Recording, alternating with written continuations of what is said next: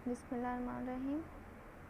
Welcome to medical world by A.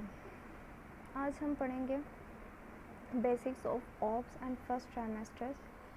Ops और first trimester के बारे में हम आज पढ़ेंगे। What is obstetrics? ऑब्स्ट्रैक्टिक्स क्या है, बेसिकली क्या सब्जेक्ट है, डिविजन्स ऑफ ट्राइमेस्टर, कितने ट्राइमेस्टर्स में इसको डिवाइड किया गया है, एम्ब्रियो और फीटस में क्या डिफरेंस है, मिस्ड अबॉर्शन और IUFT में क्या डिफरेंस है, stages of first trimester, first trimesters की कितनी स्टेजेस हैं, फर्स्ट ट्राइमेस्टर्स कॉम्प्लिकेशंस, इसमें आने वाली कॉम्प्लिकेशंस कौन कौन सी हैं, ये सब हम अल्ट्रासाउंड के ज़रिए देखते हैं।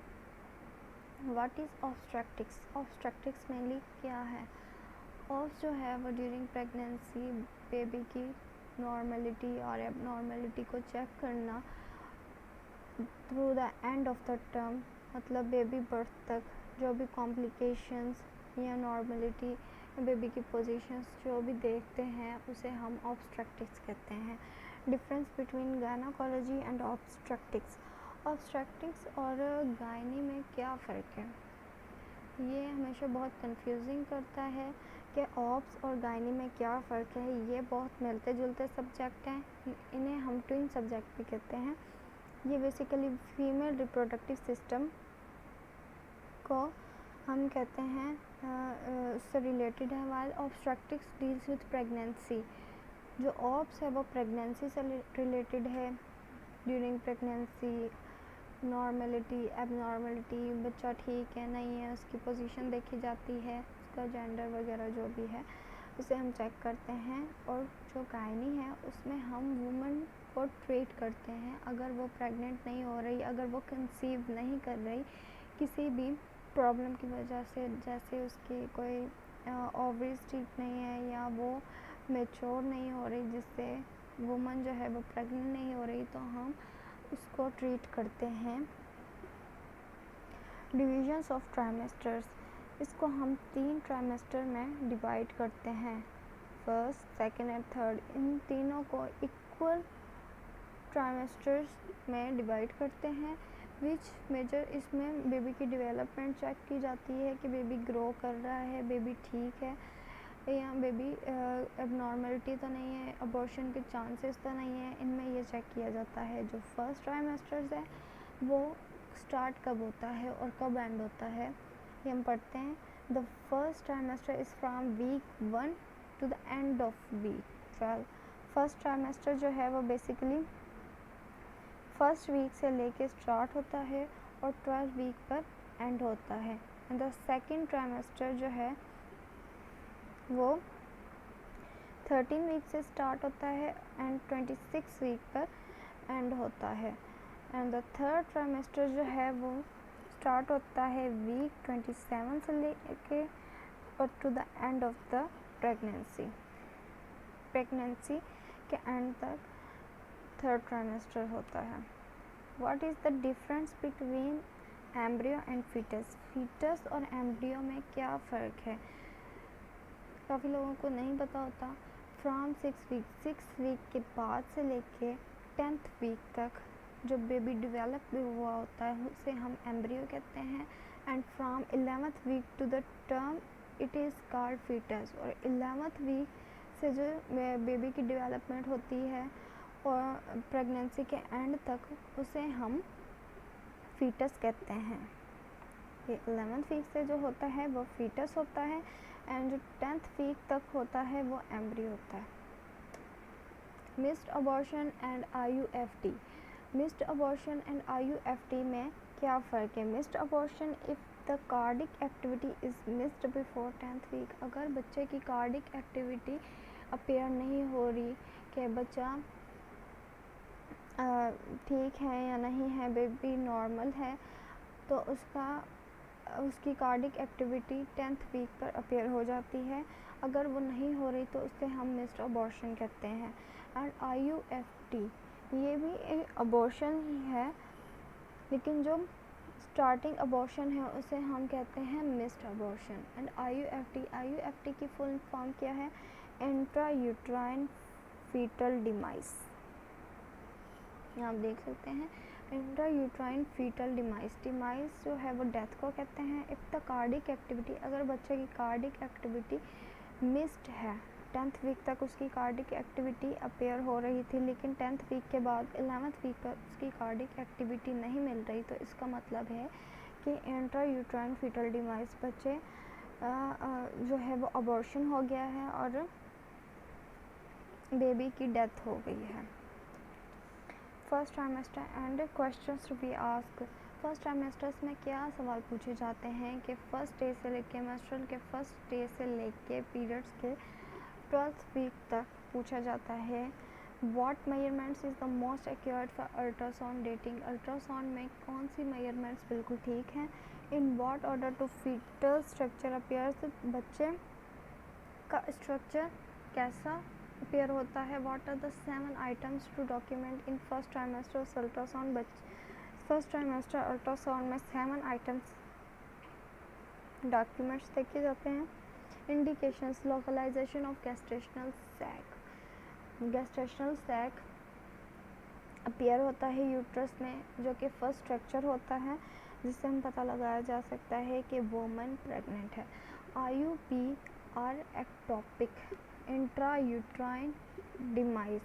IUP का मतलब है intrauterine pregnancy or ectopic, intrauterine pregnancy or ectopic. Ectopic का जो मतलब है कि बेबी सही पोजीशन पर है या नहीं है।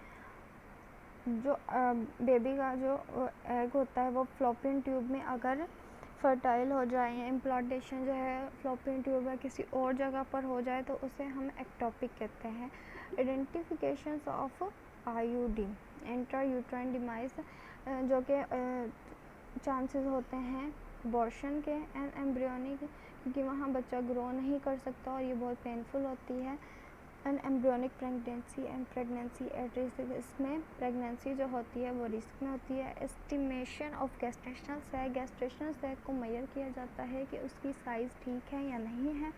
वजाइनल ब्लीडिंग तो नहीं हो रही during pregnancy. Assessment of multi foetal pregnancy, अगर ट्विंस हैं तो उसका पता लगाया जाता है कि उनकी एमनियोटिक कैविटी एक ही है या अलग अलग हैं। Amniotic and chronic cavity, abdominal और pelvic pain, ectopic pregnancy, torsion या हेटरोट्रोपिक प्रेगनेंसी या ओवेरियन सिस्ट, अगर ओवरीज में सिस्ट बन गई है, या टॉर्शन का मतलब है कि अगर फ्लोपियन ट्यूब्स या ओवरी फोल्ड हो गई हैं। एक्टोपिक, जैसे कि हमने ऊपर डिस्कस किया कि बेबी कहीं और फर्टिलाइज हो गया है, उसकी कहीं और पर डेवलप हो रहा है, तो उसे हम एक्टोपिक प्रेगनेंसी कहते हैं। और ओवेरियन सिस्ट, अगर ओवरीज में सिस्ट बन गई है तो उसे हम ओवेरियन सिस्ट कहते हैं और ये बहुत पेनफुल होता है, जो कि पेन फील होता है एब्डोमेन में और पेल्विक में। और ये जो है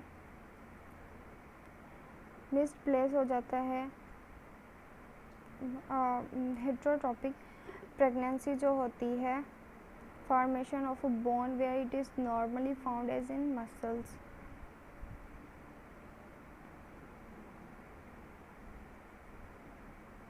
nuclear translucency scan, nuclear translucency scan जो है वो बेसिकली फर्स्ट ट्राइमेस्टर में किया जाता है। बहुत इम्पोर्टेंट स्कैन होता है, इससे हम पता लगा सकते हैं कि बेबी आगे डेवलप होगा या नहीं होगा, या मिस्टर अबॉर्शन तो नहीं हो जाएगा। स्टेजेस ऑफ प्रेगनेंसी, इसमें हम स्टेजेस देखेंगे प्रेगनेंसी की। प्री एम्ब्रियोनिक प्रेगनेंसी जो है वो 5th वीक से पहले जो होती है उसको हम प्री एम्ब्रियोनिक प्रेगनेंसी कहते हैं। एम्ब्रियोनिक जो है वो स्टार्ट होती है 10th वीक तक, और जो ग्रेटर देन 11th वीक के बाद हम इसे कहते हैं foetus. At which stage patient pregnant, at about 5 week the patient become aware. 5th week से पेशेंट को पता चलता है कि वो प्रेग्नेंट है, और ये हम देखते हैं TVS स्कैन से, जिसे हम कहते हैं transvaginal scan. Shows a small gestational sac, जिसमें स्मॉल गैस्ट्रेशनल सैक हम देख सकते हैं, एक छोटा सा सैक अपीयर होता है in what order the structure appear. Gestational sac जो है वो 4 to 5 वीक में अपीयर होता है। उसके बाद जो सेकंड होता है most important of pregnancy, yolk sac. Yolk sac जो है उसे हम ओशन ऑफ द लाइफ भी कहते हैं। अगर ये अपीयर नहीं होता तो मतलब कि बेबी गेस्टेशनल सैक बिल्कुल खाली है, गेस्टेशनल सैक में कुछ भी नहीं है। 5th to 6 वीक में ये अपीयर होता है। And embryonic ball, embryonic ball भी उसमें अपीयर होता है, जो होता है 6th to 7th वीक में। कार्डिक एक्टिविटी, बच्चे की दिल की धड़कन जो कि मोस्ट इम्पॉर्टेंट है, 6th to 7th वीक में अपीयर होता है। Decidual reaction stage, a decidual reaction is feature seen in very early pregnancy. Decidual reaction एक साइन होता है जिससे हम पता लगा सकते हैं कि लेडी प्रेग्नेंट है या नहीं है।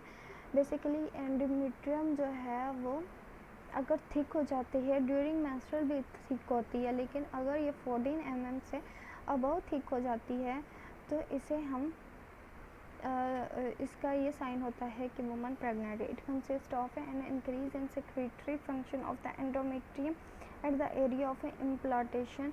ये सेक्रेटरी फंक्शन होता है एंडोमेट्रियम इम्प्लांटेशन पर। The thickening of the endometrium varies with the menstrual cycle. Endometrium की जो थिकनेस है वो 14 mm से ज़्यादा होती है, और अगर 14 mm से कम है तो वो मेंस्ट्रुअल की वजह से भी हो सकती है, लेकिन अगर 14 mm से ज़्यादा है तो वो प्रेगनेंसी के चांसेस होते हैं। जैसे आप यहाँ पे देख सकते हैं, ये एंडोमेट्रियम है जिसकी दोनों साइड्स पर एरो है, ये एंडोमेट्रियम है। ये आप देख सकते हैं एंडोमेट्रियम थिक हो गई है, इसको आप देख सकते हैं ये कितनी थिक हुई है। यहाँ पे भी देख सकते हैं और यहाँ पे भी देख सकते हैं। यहाँ पे हमने मेजर किया है, वहाँ पे सिर्फ एक पतली सी लाइन थी, लेकिन यहाँ पे आप देख सकते हैं कितनी थिक हो गई है। ये यहाँ पे आप देख सकते हैं ये है एंडोमेट्रियल कैविटी। ये देखें एंडोमेट्रियल कैविटी कितनी बड़ी हो गई है, कितनी थिक हो गई है। ये गेस्टेशनल सैक, ये होल टाइप एक अपीयर हो गया है। ये है gestational sac. Gestational sac second stage है, ये 4th वीक पर होती है प्रेगनेंसी के। The gestational sac is the large cavity. ये बेसिकली वो कैविटी होती है जिसमें फ्लूइड होता है और इसमें एम्ब्रियो ग्रो करता है, डेवलप होता है, नरिश होता है। During early pregnancy embryogenesis it consist of an embryonic column also called the chronic cavity. Embryonic cavity के बाहर एक और कैविटी होती है जिसे हम क्रोनिक कैविटी कहते हैं।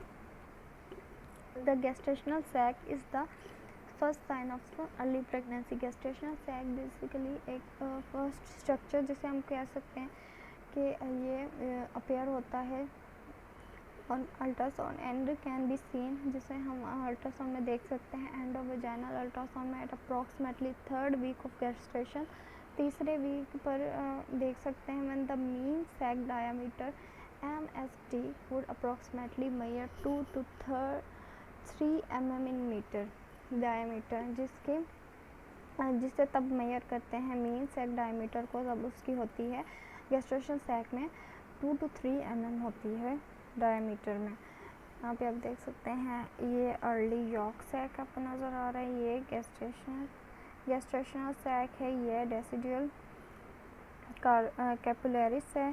जो अंदर वाली लेयर होती है गेस्टेशनल के साथ, इसे हम डेसिडुअल कैपिलरिस कहते हैं, जो कि हम आगे पढ़ेंगे। ये डेसिडुअल पेरिटेल्स है, जो डेसिडुअल कैपिलरिस के बाहर वाली जो लेयर होती है, जो डबल लेयर आप देख रहे हैं, उसको डेसिडुअल पेरिटेल्स कहते हैं। ये डबल डेसिडुअल साइन देख रहे हैं आप। सर्विक्स है, ये सर्विक्स है, ये फ्री फ्लूइड है, इसके अंदर डेसिडुअल बेसिलस। ये आप देख सकते हैं गेस्टेशनल सैक है जिसके अंदर एम्ब्रियो, ये वही है गेस्टेशनल सैक एंड एम्ब्रियो। हमेशा जो गेस्टेशनल सैक होता है वो ओवल शेप में होता है। अगर वो उसका स्ट्रक्चर ठीक नहीं है तो मतलब कि गेस्टेशनल सैक नॉर्मल है। ये आप देख सकते हैं गोल सा, ये जो है ये गेस्टेशनल सैक है। यहाँ पे भी आप देख सकते हैं ये गेस्टेशनल सैक है।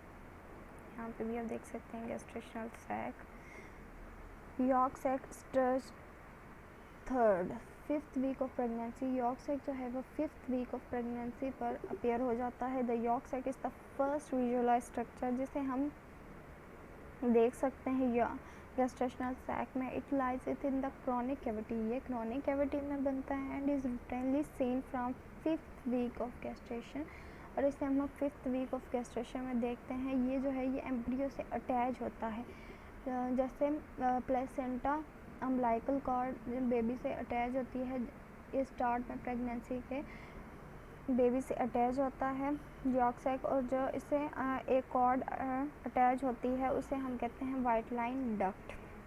यहाँ पे आप देख सकते हैं white line duct. As the embryonic cavity begins to enlarge, जब एम्ब्रियोनिक कैविटी बच्चे की कैविटी बड़ी होनी शुरू हो जाती है, the yolk sac which is extra amniotic moves away from the embryo, वो एम्ब्रियो यॉर्क सैक जो है वह एम्नियोटिक कैविटी में ही कहीं डिसअपियर हो जाता है और वो एम्ब्रियो से अलग हो जाता है and is no longer consistent seen after 12th week of gestation, और ये 12th वीक के बाद नज़र नहीं आता, अपीयर नहीं होता, विजिबल नहीं होता।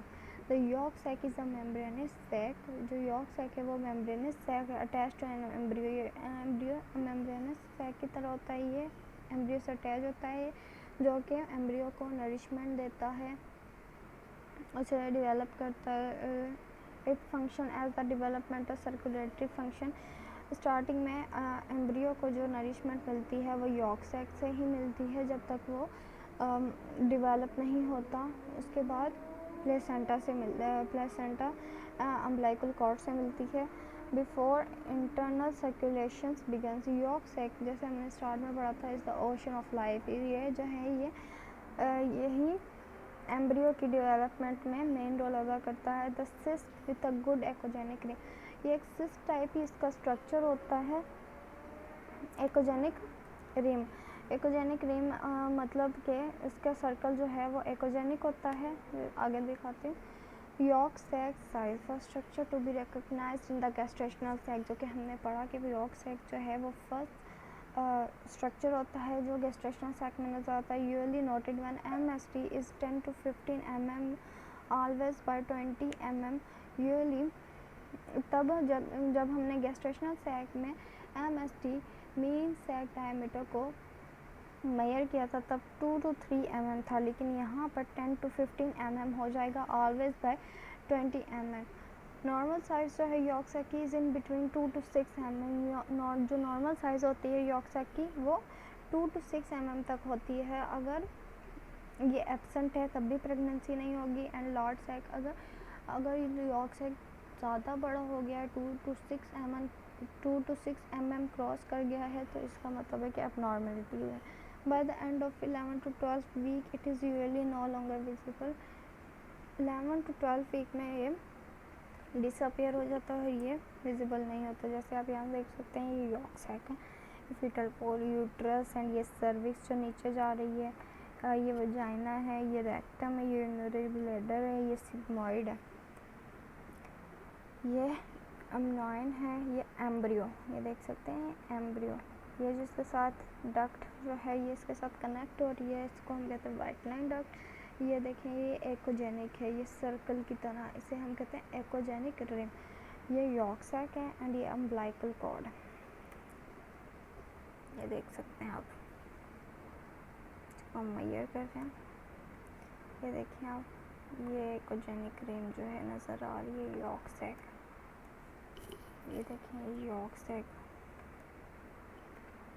ये यॉर्क सैक देखें, ये डबल यॉर्क सैक, ये देखें ये भी यॉर्क सैक एम्ब्रियो के साथ। इसका मेजर करें 2 to 6 mm, ठीक है, वरना नॉर्मल है। Embryo with cardiac activity stage 4-6 weeks पर बच्चे की कार्डिक एक्टिविटी अपीयर हो जाती है। The most important stage at the beginning of 6 week, ये मोस्ट इम्पॉर्टेंट स्टेज है बिगनिंग ऑफ 6 वीक पर। We must found the embryo with positive cardiac activity on ultrasound ये एक पॉजिटिव कार्डिक एक्टिविटी है जिससे बच्चे का पता चलता है कि वो नॉर्मल है, बेबी ग्रो कर रहा है, डेवलप कर रहा है, कई अबॉर्शन के चांसेस तो नहीं है, इससे पता लगाया जा सकता है। अगर बच्चे की कार्डिक एक्टिविटी 10 वीक तक नहीं अपेयर होती तो इसका मतलब है कि मिस्ड अबॉर्शन है। At 6 week of pregnancy nervous system, जो बच्चे का सारा नर्वस सिस्टम है, ऑर्गन्स हैं, किडनी है, लीवर है, लंग्स हैं, वो बनना शुरू हो जाते हैं। Facial features, jaws, cheeks, chin, ear canals, nose and eyes भी डेवलप होना शुरू हो जाती हैं 6 वीक ऑफ प्रेगनेंसी पे। तो देखें ये यॉर्क सैक है, ये एम्ब्रियो, ये एम्ब्रियो, ये हम मेजर कर रहे हैं इसको।